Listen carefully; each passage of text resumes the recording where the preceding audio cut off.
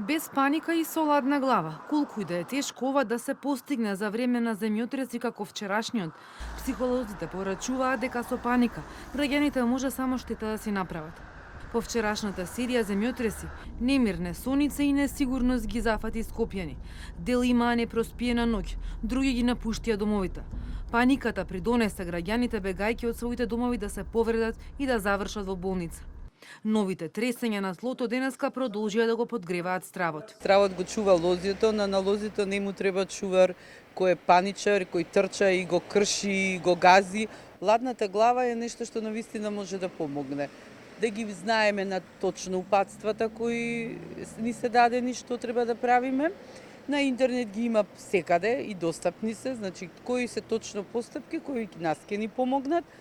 Да знаеме дека паниката во никој случај нема да ни помогне, односно ќе не донесе, еве како што и вие кажавте, до действија, дури и кога нема ништо катастрофално, до повреда на луѓето рипаат од прозорец или трчаат по скалите, значи сами се повредуваат.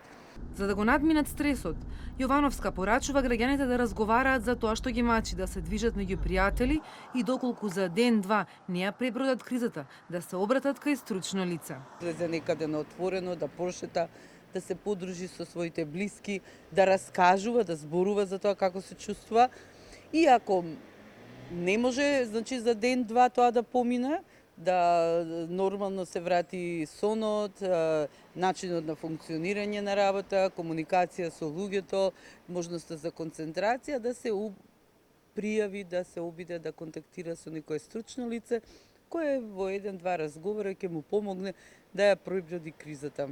Стравот од катастрофи е реален и е дел од нагонот за преживување, да пробаме да се одбраниме и да се спасиме.